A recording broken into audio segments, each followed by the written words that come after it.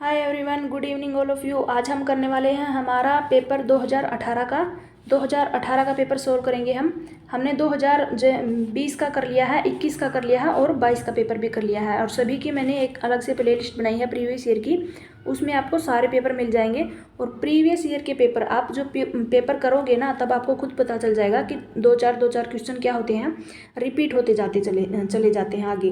कि 18 के जो है हमारे 20 में पूछ ले, 20 वाले 22 में पूछ ले। इस तरह से 1-2 साल का गैप करके पिछले क्वेश्चन पेपर्स में से अपने जो है क्वेश्चन उठते रहते हैं बार बार। खुद आप करोगे ना तो आपको पता चल जाएगा कि कौन सा क्वेश्चन जो है उस पेपर में भी दिया था और इसमें भी दिया है, रिपीट होते चले जाते हैं किस तरह से। इसलिए प्रीवियस ईयर के पेपर को ध्यान से पढ़ा करो। एक बार में आप अगर तैयार नहीं कर पाओ तो दोबारा से उनको रिवाइज जरूर कर लेना, क्योंकि एक बार पढ़ने से कोई भी चीज़ हमारे दिमाग में इतनी फिट नहीं होती कि हम उसको दोबारा पढ़े ही ना और हमें वो याद हो अच्छे से। इसलिए हर वीडियो को या फिर PDF हो, अच्छे से उनको रिवाइज ज़रूर किया करो। रिवीजन करने से आपकी तैयारी पक्की हो जाती है, 100% श्योर हो जाते हो कि हमारी ये अच्छे से तैयारी हो गई है, आपको डाउट नहीं रहता। और आज हम करने वाले हैं 2018 का। 19 वाला पेपर मैं कल करवाने वाली थी, लेकिन उसमें कुछ क्वेश्चंस में डाउट लगा मेरे को, इसलिए पहले उनको करेक्ट करना ठीक है, बाद में ही मैं उसको करवाऊँगी, यानी कि कल करवा दूँगी 19 वाला। ये हमारा है लेवल 2 SST वालों का अचटेट पेपर का। इसमें हमारे 60 क्वेश्चन आते हैं हमारे अचटेट के लेवल 2 में। SS से हिस्ट्री, पॉलिटिकल और ज्योग्राफी, इकोनॉमिक्स, तीन सारी चीज़ें इसमें शामिल हो जाती हैं। वीडियो को स्टार्ट करते हैं। पहला क्वेश्चन क्या है हमारा, इकोनॉमिक्स का ही है। सेल से क्या अभिप्राय है? तो सेल की फुल फॉर्म पूछी है। सेल्स का मतलब क्या है? भारतीय स्टील प्राधिकरण लिमिटेड। आपको इसमें कोई समझने वाली बात नहीं है, सीधी सी जो है आपसे सेल की फुल फॉर्म पूछ ले, SAIL, तो सेल से क्या अभिप्राय है? तो हमारा है steel authority of India limited. निम्नलिखित में से कौन सा सही नहीं है? नहीं पूछा है और हर बार अचटेट में नहीं का ही पूछा जाता है ज़्यादातर क्वेश्चन, तो ये हमारा होगा। ये हमारे अनुच्छेद दिए हैं, कौन सी अनुच्छेद में क्या प्रावधान है? तो अनुच्छेद 76 में यानी कि 76 में क्या प्रावधान दिया है? भारत का महान्यायवादी, तो ये बिल्कुल सही है। 148 में भारत का नियंत्रक एवं महालेखा परीक्षक, तो ये भी सही हो जाएगा। और 324 में क्या दिया है? भारत का निर्वाचन आयोग, ये भी सही होगा। हमारा जो 337 है उसमें ये नहीं दिया गया है अनुसूचित जाति वाला, तो ये हमारा गलत हो जाएगा और गलत ही हमसे पूछा गया है, तो हमारा आंसर 4 हो जाएगा। अगला क्वेश्चन 93 का, निम्नलिखित में से कौन सा लौह इस्पात संयंत्र रूस के सहयोग द्वारा विकसित किया गया है? तो रूस के सहयोग के द्वारा विकसित किया गया है हमारा भिलाई इस्पात संयंत्र उद्योग। ये भिलाई कहाँ पर स्थित है? भिलाई हमारा, तो ये भिलाई हमारा रूस की सहायता से स्थापित किया गया था इसको। और ये जो है 1955 में इसकी स्थापना की गई थी। कब इसकी स्थापना की गई थी? इसकी स्थापना 1955 में की गई थी। और जो हमारा राउरकेला है, इसकी भी जो है 1955 में ही की गई थी। और इसकी स्थापना कहाँ की गई थी? जो है राउरकेला की, ये पश्चिमी जर्मनी के सहयोग से था। ये जर्मनी के सहयोग से था, ये रूस के सहयोग से था। और जो दुर्गापुर है ये रहा हमारा, ये ब्रिटिश सहयोग से यानी कि ब्रिटेन की सहायता से स्थापित किया गया था। ये कब किया गया था? 1950 में। इसकी स्थापना 1950 में हुई थी और इन दोनों की 55 में हुई थी, ये याद रख लेना। अगला हमारा है कालाहांडी व संबलपुर प्रमुख उत्पादक है। तो किसके उत्पादक है कालाहांडी व संबलपुर? किसके लिए जो है, किसका उत्पादन होता है वहाँ पर? तो बॉक्साइट का उत्पादन होता है। कौन सा युग्म गलत है? फिर से यहाँ पर गलत पूछा है। तो ये जो है हमारा चक्रवात कहाँ पर है? हिंद महासागर में। और ये विली विलीज, इसको पश्चिमी ऑस्ट्रेलिया, ये गलत, ये भी सही हो जाएगा। टाइफून, ये टाइफून जो है पूर्वी हमारा पश्चिमी प्रशांत महासागर में आते हैं। कहाँ पर आते हैं? पश्चिमी प्रशांत महासागर में। पूर्वी अटलांटिक महासागर दिया है, ये गलत हो जाएगा। और गलत हमसे पूछा है ना, तो यही हमारा आंसर हो जाएगा। हरिकेन हमारे अटलांटिक महासागर में आते हैं, तो बिल्कुल सही हो जाएगा चक्रवात। अगला है 96, निम्नलिखित में से कौन सा सुमेलित नहीं है? अगेन ये फिर नहीं वाला पूछ लिया। आविष्कारक हैं और कुछ कृषि आविष्कार, यानी कि किसने किसका आविष्कार किया था? तो जेथरो टूल ने बीज बुनाई का आविष्कार किया था, बिल्कुल सही। चार्ल्स टाउनशेंड, इसने चक्रीय फसल का आविष्कार किया था, ये भी सही होगा। रॉबर्ट बैकवेल ने आविष्कार किया था पशुओं की नस्ल सुधारने की तकनीक का, ये भी सही है। आर्थर यंग रासायनिक खाद का आविष्कार किया था, ये हमारा गलत हो जाएगा और गलत ही पूछा है फिर से। आर्थर यंग, इसने रासायनिक खाद का आविष्कार नहीं किया था। निम्नलिखित में से चिंतक लोकतंत्र के विशिष्ट वर्ग सिद्धांत से संबंधित हैं, तो इसका कौन सा आंसर होगा? यानी कि लोकतंत्र के विशिष्ट वर्ग सिद्धांत, इससे संबंध किसका संबंध है? तो शुम्पीटर पेरेटो और मुस्का तीनों से ही इसका संबंध है, डेविड ट्रूमैन का संबंध नहीं है। तो तीनों ही हमारा पूछा है ना कौन कौन संबंधित है, तो पहला, दूसरा और तीसरा, यानी कि पहला आंसर हो जाएगा हमारा कौन इससे संबंधित है, लोकतंत्र के विशिष्ट वर्ग से। अगला हमारा है वर्ष जिसमें गांधी जी को देशद्रोह के आरोप में गिरफ्तार किया गया था। तो 1922 में इसको गिरफ्तार किया गया था महात्मा गांधी को, किसके आरोप में, देशद्रोह के आरोप में। नीलगिरी, अल्लामलाई व पालनी पहाड़ियों पर पाए जाने वाले समशीतोष्णीय वनों को क्या कहते थे हम, शोलावन कहा जाता है। मैंग्रोव वन हमारे होते हैं तटीय क्षेत्रों पे पाए जाते हैं ज़्यादातर, और ये हमारे शोलावन कहाँ पाए जाते हैं, समशीतोष्ण जो है क्षेत्र में पाए जाते हैं, जहाँ पर नीलगिरी, अन्नामलाई व पालनी जैसी पहाड़ियाँ होती हैं। ICAR इसकी फुल फॉर्म क्या है, Indian council of agriculture research. ये फुल फॉर्म याद करके जाना, ज़्यादातर इकोनॉमिक्स की ही है ये, इकोनॉमिक्स में क्या पूछते हैं, फुल फॉर्म ही पूछ लेते हैं। ये फिर से आ गया, प्रति व्यक्ति आय से क्या अभिप्राय है, तो NNP नेट नेशनल प्रोडक्ट, और हमारा जो है डिवाइड हो जाएगा यहाँ पर, डिवाइड में जनसंख्या, यानी कि नेट नेशनल प्रोडक्ट और डिवाइड कर दें जनसंख्या से, तो क्या होगा हमारा प्रति व्यक्ति आय निकल के आएगी। पृथक निर्वाचक मंडल भारत में सर्वप्रथम लागू किया गया था, तो भारतीय परिषद अधिनियम 1909 के द्वारा इसका स्थापित किया गया था, भारत में सर्वप्रथम लागू किया गया था पृथक निर्वाचन मंडल 1909, भारतीय परिषद अधिनियम 1909 याद रख लेना। अगला हमारा भारत में लिंग अनुपात दर्शाता है पुरुषों पर स्त्रियों की संख्या, तो 1000 के ऊपर दर्शाते हैं हम, और जो हमारा 2011 की जनगणना है उसके अनुसार हमारा है 943, और 21 वाले आंकड़े मैंने करवाए थे हमारे 9th वाले में, उसमें से देख लेना, उसमें से मुझे इसी चीज़ के ऊपर डाउट था, मैंने गूगल चेक भी किया है, वहाँ पर कुछ जो है 904 लिखा हुआ है, कहीं पर 905 लिखा हुआ है, तो वो मुझे जो है सही नहीं लगे, क्योंकि हम बोलते हैं ना कि ये आंकड़े तो बढ़े होंगे, जनसंख्या बढ़ी है, तो ये जैसे कि लिंग अनुपात भी तो बढ़ा होगा ना, तो कुछ ना कुछ ज़्यादा ही हुआ है, लड़कियां ज़्यादा ही हैं, लड़के कम हैं, इसकी लड़कों की संख्या कम है, ये लिंग अनुपात बढ़ा है। सिर्फ ये लाइन लिखी है कि 2021 की जनगणना के अनुसार हमारा लिंग अनुपात क्या है, कुछ परसेंट, यानी कि 2 पॉइंट कुछ परसेंट बढ़ा है, तो इसका मतलब यहाँ पर संख्या ज़्यादा होनी चाहिए लड़कियों की, लेकिन वहाँ आंकड़ों में कुछ कम दी गई, इसलिए मुझे डाउट था। 2011 के ही आएंगे, अगर NCERT से पूछा तो ये 943 याद रख लेना, और सबसे कम हमारा हरियाणा का ही है।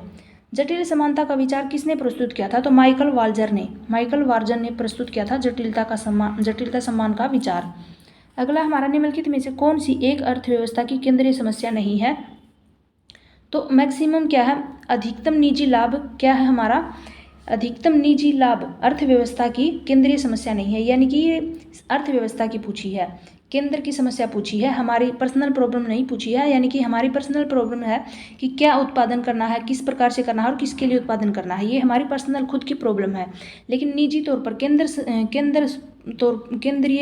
केंद्र के ऊपर मतलब सरकार की तरफ से हमें क्या दिक्कत होती है, वो निजी जो है उनका मामला है कि कौन सा लाभ होगा, किससे लाभ होगा, और किस प्रकार से जो है अर्थव्यवस्था में कौन सी चीज़ों से के उत्पादन से अर्थव्यवस्था में जो है ठहराव आएगा, कहाँ पर जो है हमारा लाभ होगा, कहाँ पर हमारा नुकसान हो जाएगा, ये सब चीज़ें किसकी होती हैं, केंद्र की ऊपर। निम्नलिखित में कौन सी घटना इटली की 1848 की क्रांति के द्वारा घटित नहीं हुई थी, तो लाल कुर्ती दल का नेप्सल की ओर प्रस्थान, ये हमारी 1857 की क्रांति के दौरान नहीं हुई थी, बल्कि क्या हुआ था, सिसिली राज्य में संविधान की घोषणा हुई थी, रोम में गणतंत्रात्मक प्रकार की सरकार की घोषणा हुई थी, और ऑस्ट्रियन साम्राज्य पर सार्डिनिया राज्य की आक्रमण, ये सभी घटनाएं हुई थी हमारी 1848 की क्रांति के दौरान। भारत के अंतिम ऋणदाता लास्ट जो है हमारा, इनका कौन होता है, RBI, यानी कि सबसे लास्ट में सबसे अपर लेवल का बोलते हैं ना हम, हमारा लेन देन वगैरह भारत में कौन करता है, तो RBI ही करता है। तो इसमें अंतिम ऋणदाता भारत में कौन होता है, तो RBI को ही मानते हैं, रिजर्व बैंक ऑफ इंडिया। निम्नांकित में से किस विचारक का ये मानना है कि राष्ट्रवाद विशिष्ट रूप से आधुनिकता से जुड़े सांस्कृतिक संयंत्रों की अभिव्यक्ति, यानी कि ये कथन है और अभिव्यक्ति, ये आधुनिक संचार इस तरह के संयंत्र का एक उदाहरण है, तो ये किसने कहा था, किस विचारक का मानना है ये, तो ये है हमारा कार्ल डाइच इसका मानना था कि हमारे राष्ट्रवाद विशिष्ट रूप से आधुनिकता से जुड़ा है और संस्कृति संयंत्रों की अभिव्यक्ति है तथा आधुनिक संचार इस तरह के संयंत्र का एक उदाहरण है। शिवाजी की शाही अश्वसेना क्या कहलाती थी, अश्वसेना। शिवाजी की शाही अश्वसेना को हम क्या कहा गया था, तो इसको बारगीर कहा गया था। शिवाजी की शाही अश्वसेना है घुड़सवार आप समझते हो ना, उसको कहा गया था बारगीर। किस प्रकार की बेरोजगारी में एक व्यक्ति कार्यरत प्रतीत होता है, यानी कि हमारी जो अदृश्य बेरोजगारी जो स्पष्ट रूप से दिखाई नहीं देती, उसमें क्या होता है, आदमी जो है बेरोजगार होता है, लेकिन क्या होता है कि वो कार्य तो कर रहा है कुछ ना कुछ, यानी कि कार्य करता हुआ प्रतीत होता है, लेकिन बेरोजगार होता है, किंतु उत्पादन में उसका योगदान न के बराबर होता है, तो अदृश्य बेरोजगारी। निम्नलिखित घटनाओं को कालक्रमानुसार व्यवस्थित करना है, तो सारी घटनाएं जो है पहले से ही क्रम में है। पहले क्या हुआ था, वेवन योजना पर विमर्श हेतु शिमला सम्मेलन हुआ था, वेवन योजना पर विमर्श हेतु शिमला सम्मेलन हुआ था। फिर भारतीय शाही नौसेना का विद्रोह हुआ था, फिर कैबिनेट मिशन का आगमन हुआ था, फिर मुस्लिम लीग द्वारा प्रत्यक्ष कार्यवाही दिवस का मनाया जाना। ये सारी घटनाएं जो है क्रम में लगाई हुई हैं पहले से ही, तो इनको याद रख लेना। अगला हमारा कौन सा वर्ष भारत की जनसंख्या के महान विभाजक के रूप में, यानी कि एक ठहराव के रूप में माना गया था, तो सन 1921 एक महान ठहराव के रूप में। उसके बाद में क्या हुआ था, 21 के बाद में धीरे धीरे जनसंख्या जैसे बढ़ने लगी थी, इसलिए महान ठहराव भारत की जनसंख्या का कब हुआ था, 1921 में। अगला हमारा है 1857 के संघर्ष की निम्नलिखित घटनाएं हैं, उनको कालक्रम यानी कि क्रम में लगाना है, तो ये मैंने पहले से ही लगाई हुई हैं। पहला हुआ था हमारा मेरठ में विद्रोह हुआ था, फिर नासिराबाद में विद्रोह हुआ था, फिर लखनऊ विद्रोह हुआ था, और फिर झांसी विद्रोह हुआ था। पहला कौन सा था, मेरठ, फिर नासिराबाद, फिर लखनऊ और फिर झांसी। 2011 की जनगणना के अनुसार भारत की पुरुष और महिला की, मतलब भारत के पुरुष व महिला साक्षरता दर कितनी है, तो महिलाओं की और पुरुषों की साक्षरता दर कितनी है, पुरुषों की है 80.89 और महिलाओं की है 64.64। ये है हमारी 2011 की जनगणना के अनुसार साक्षरता दर पुरुषों और महिलाओं की। निम्नलिखित में से कौन से संघीय शासन प्रणाली के लक्षण है, तो संघीय शासन प्रणाली में हमारे संघ से रिलेटेड जो है चीज़ें शामिल हैं विषय, तो संविधान की सर्वोच्चता, ये संघीय शासन प्रणाली का ही एक लक्षण है। संघीय केंद्र व संघ के इकाइयों के बीच शक्तियों का वितरण यानी कि पृथक्करण, ये भी हमारे इसी में शामिल होगा, संघीय शासन प्रणाली। और द्विसदनात्मक संघीय विधायक का अस्तित्व, ये भी हमारा इसी में शामिल होगा। तो तीनों को ही यानी कि आंसर हो जाएगा 1, 2, 3, यानी कि तीनों शामिल हैं। बारदोली छीड़ा नामक स्थानीय तूफान, ये हमारा जो है हमने किया था ना 20 वाला, उसमें भी पूछा था बारदोली छीड़ा, ये कहाँ पर था, स्थानीय तूफान कहाँ आता है, तो ये असम में आता है बारदोली छीड़ा। 1 डायमेंशनल मैन, एक आयामी मानव, शब्दावली किस विचारक से संबंधित है, ये याद करके जाना। 1 डायमेंशनल मैन, एक आयामी मानव, ये है हर्बर्ट मार्क्यूज द्वारा, हर्बर्ट मार्क्यूज। करेवास या केरवास, केरवास भी बोलते हैं, तो करेवास भी, ये कहाँ पर आते हैं हमारे, तो ये ग्लेशियर में आते हैं, हिमानी निक्षेप है ये, इनको क्या बोलते हैं, करेवास। अगला क्वेश्चन है 119 का, निम्नलिखित अंतर्राष्ट्रीय सम्मेलनों को जिन्होंने यूएनओ के गठन का मार्ग प्रशस्त किया था, इनको कालक्रम में व्यवस्थित करना है। तो पहला कौन सा था हमारा, मास्को सम्मेलन, फिर तेहरान, फिर जो है डम्बर्टन ओक सम्मेलन, और फिर याल्टा सम्मेलन, यानी कि पहले से ही 1, 2, 3, 4 पहले से ही क्रम में है। तो अंतर्राष्ट्रीय सम्मेलन हुए थे, उनमें सबसे पहले गठन के यानी कि यूएनओ के गठन के मार्ग में प्रशस्त किए थे, तो मास्को हुआ था, फिर तेहरान, फिर ये हुआ था हमारा डम्बर्टन ओक सम्मेलन, फिर याल्टा सम्मेलन। निम्नलिखित में से कौन से उदार लोकतंत्र के लक्षण है पूछा है, कौन से उदार लोकतंत्र के लक्षण हैं, तो एक से अधिक राजनीतिक दलों में राजनीतिक सत्ता के लिए मुक्त प्रतिस्पर्धा, ये भी हो जाएगा। राजनीतिक पद किसी विशेष अधिकारी वर्ग तक परिसीमित न हो। और अगला हमारा यानी कि पहला, दूसरा और तीसरा हो जाएगा, सार्वजनिक वयस्क मताधिकार पर आधारित नियतकालिक चुनाव, यानी कि अधीन न्यायपालिका है, ये इसमें शामिल नहीं होगी लोकतंत्र के, उदार लोकतंत्र में। भारत के संविधान का कौन सा अनुच्छेद राष्ट्रपति पर महाभियोग चलाने की प्रक्रिया से संबंधित है, तो अनुच्छेद 21 में इसका प्रावधान दिया गया है कि क्या है, राष्ट्रपति के ऊपर महाभियोग चलाना, इसका जो है वर्णन किस में है, अनुच्छेद 61 यानी कि 61 में। सूफी संत जिसकी दरगाह क्या है, अजोधन में अवस्थित है, तो कौन से सूफी संत है जिसकी दरगाह अजोधन में है, तो वो होगी हमारे शेख फरीदुद्दीन गंज ए शक्कर हमारे होंगे शेख फरीदुद्दीन गंज ए शक्कर, ये इनकी दरगाह कहाँ पर है, अजोधन में। गंज ए शंकर है या फिर हाँ शक्कर ही है।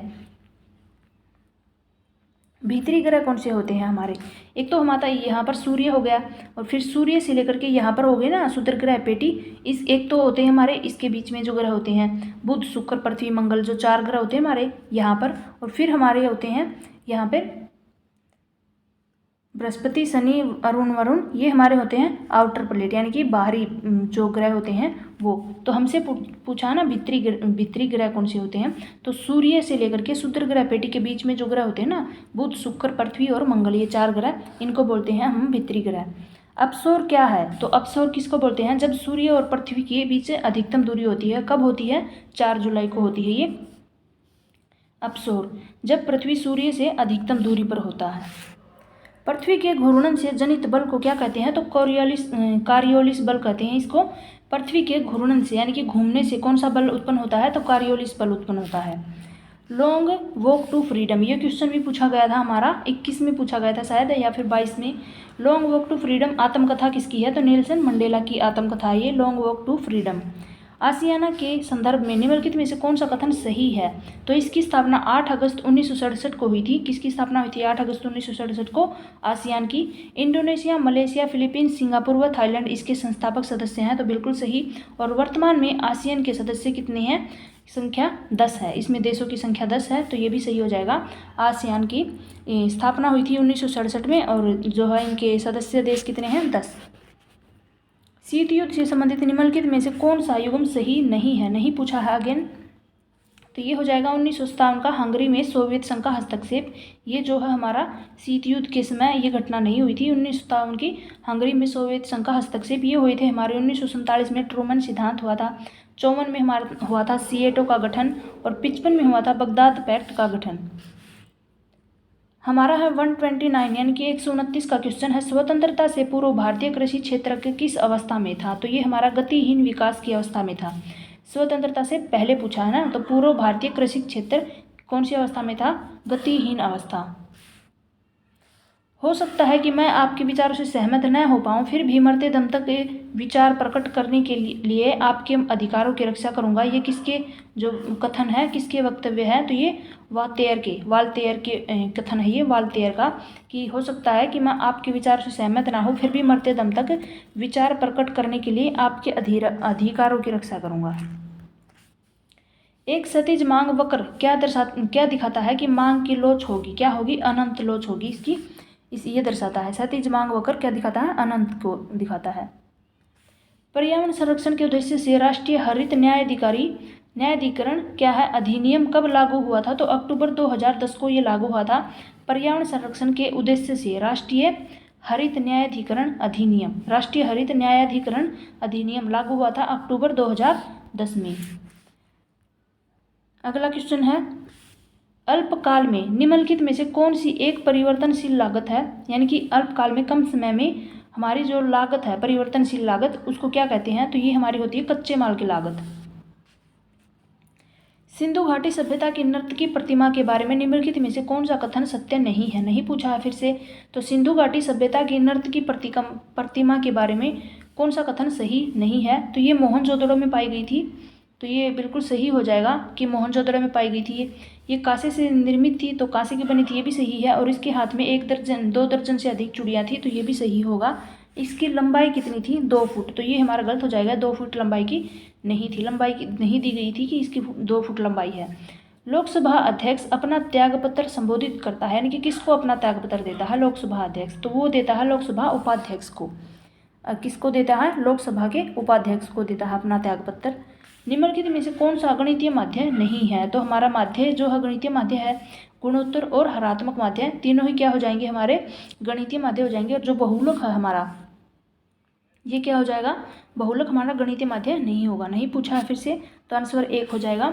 निम्नलिखित में से कौन सा अंतर्वेदी ज्वालामुखी स्थलाकृति नहीं है, अंतर्भेदी ज्वालामुखी स्थलाकृति नहीं है, तो ये कालडेरा होगी, ये अंतर्भेदी नहीं बल्कि बहिर्वेदी ज्वालामुखी है, हाँ कालडेरा ही होगी। अगला है 138 का, निम्नलिखित में से कौन सा गुप्त राजा अपने मातृवंश की ओर से लिच्छवियों से संबंधित था, तो ये होगा हमारा समुद्रगुप्त। इनकी माता थी ये लिच्छवी गण की थी, इसलिए ये अपनी माता की तरफ से क्या है, लिच्छवियों से संबंधित था, मातृवंश। और प्रसिद्ध मूर्ति शिल्प गंगावतरण मिलता है, कहाँ पर मिलता है, महाबलीपुरम में मिलता है ये, इसका वर्णन। प्रसिद्ध मूर्ति शिल्प गंगावतरण कहाँ मिलता है, महाबलीपुरम में। निम्नांकित में से किसके अतिरिक्त सभी मांग के निर्धारक घटक हैं, अतिरिक्त क्या है, सभी मांग के निर्धारक घटक हैं। तो पूर्ति की मात्रा। निम्नलिखित में से कौन सा स्तूप सफ़ेद पत्थर का बना हुआ है? तो ये होगा हमारा अमरावती स्तूप, जो कि सफ़ेद पत्थर से बना हुआ है, अमरावती। मानचित्र के 3 घटक हैं। तो मानचित्र में हम क्या क्या दिखाते हैं? दूरी दर्शाते हैं, दिशा भी दर्शाते हैं और संकेत भी दर्शाते हैं। तो ये हो जाएंगे हमारी डिस्टेंस, डायरेक्शन और क्या हो जाएगा हमारा तापमान, यानी कि टेम्परेचर। तापमान नहीं होगा, ये हमारा क्या होगा, सिंबल्स हैं, संकेत हैं। निम्नलिखित में से कौन सी पुस्तक है, ऊपर वाला छोड़ दिया हमने, एक फेरा का पूर्ण रूप क्या है? फेरा का पूर्ण रूप क्या है? तो ये होगा विदेशी विनिमय नियंत्रण अधिनियम होगा, विदेशी विनिमय नियंत्रण अधिनियम। शायद इसकी फुल फॉर्म पूछी है, एक सेकंड। फेरा, हाँ यहाँ पर है, देखो फेरा, इसके क्या हो गए हमारे क्या है, फॉरेन क्या है ये, विदेशी है ना, एक्सपर्ट रिवोल्यूशन और एसोसिएशन, फॉरेन यानी कि विदेशी विनिमय नियंत्रण अधिनियम। निम्नलिखित में से कौन सी पुस्तक जॉन रॉल्स द्वारा नहीं लिखी गई थी? फिर से ही नहीं पूछा है। तो ये तीनों पुस्तक यानी कि a theory of justice, the law of peoples और पॉलिटिकल लिबरलिज्म, ये किसके द्वारा लिखी गई थी? जॉन रॉल्स के द्वारा। और ये कैपिटलिज्म एंड फ्रीडम, ये हमारी इसके द्वारा नहीं लिखी गई थी, जॉन स्लो के द्वारा। समाजवादी अर्थव्यवस्था है कहाँ, इसका क्या मतलब है? नियोजित अर्थव्यवस्था। समाजवादी अर्थव्यवस्था का मतलब है नियोजित अर्थव्यवस्था। अगला है हमारा दुर्बलता मंडल। दुर्बलता मंडल का क्या मतलब है?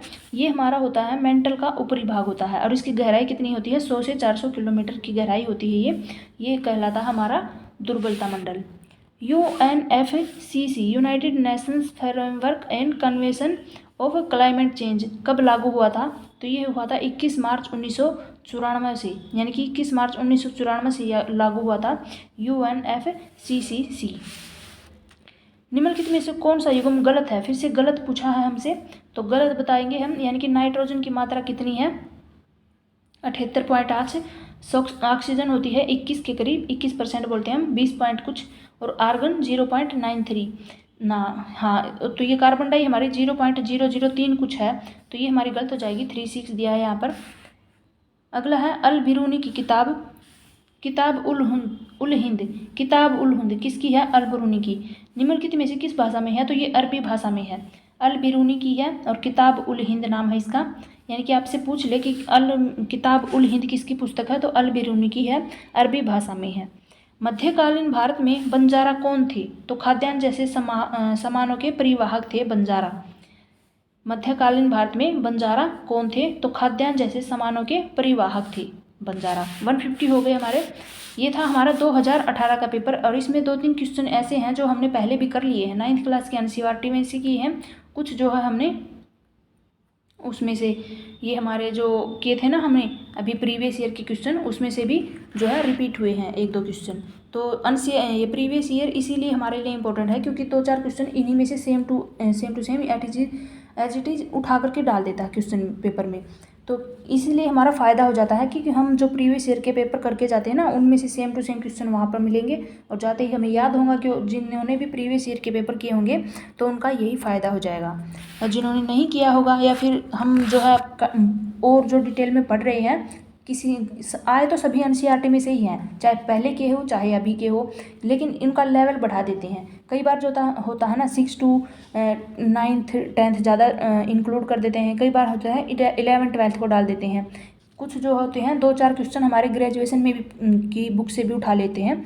तो इस तरह से जो है हर बार पेपर का लेवल जो है चेंज हो जाता है, कई बार टफ हो जाता है, कई बार इजी हो जाता है। तो देखते हैं अब की बार जो है पेपर कैसा होगा। हमने 9th क्लास की एनसीईआरटी तो कंप्लीट कर ली है वैसे नोट्स के जरिए भी, और कुछ जो है मैंने हिस्ट्री कंप्लीट करवा दी थी। सॉरी, अगर आप ये लगता है कि भाई मैं नोट्स ही ला दूँ, तो मैं नोट्स बना रही हूँ वैसे 10th क्लास के, या फिर आपको क्लास चाहिए हो सेम ऐसे बुक से आपको पढ़ना है कि पूरे डिटेल में हम पढ़ेंगे समरी, तो आप बोल दीजिए। मैंने जो है सारी जो किताबें हैं वो डाउनलोड करके रखी है, मैं आपके लिए 1 by 1 सारी करवा दूँगी 10th क्लास की भी। और वैसे नोट्स तो मैं पहले से ही तैयार कर रही हूँ 10th क्लास के सारे, आपको जो है डिटेल में सारे नोट्स मिल जाएंगे, उनकी PDF आपको मिल जाएगी टेलीग्राम पे। और सारे पेपर्स की मैंने प्लेलिस्ट बना रखी है, वहाँ जा कर के आप प्लेलिस्ट चेक कर लेना, सारे पेपर हैं उसमें अलग अलग प्लेलिस्ट बनाई हुई हैं, वो सभी प्लेलिस्ट आप चेक करो, बार बार देखो सभी चीज़ों को, तभी आपको रिवाइज करोगे। बार बार क्वेश्चन, एक क्वेश्चन 2-3 बार आपके सामने आएगा, आपके दिमाग में एकदम छप जाएगा। वहाँ पर पेपर में देखते ही आप सोल्व कर दोगे कि इसका आंसर ये है। समझने की या फिर कुछ भी जो है वहाँ पर तुक्का लगाने की ज़रूरत ही नहीं पड़ेगी। तो सारी वीडियो को अच्छे से देखना, पूरा वीडियो देखना। और वीडियो अच्छी लगे तो लाइक ज़रूर कर देना। थैंक यू सो मच, मिलते हैं कल नेक्स्ट वीडियो में। Bye bye.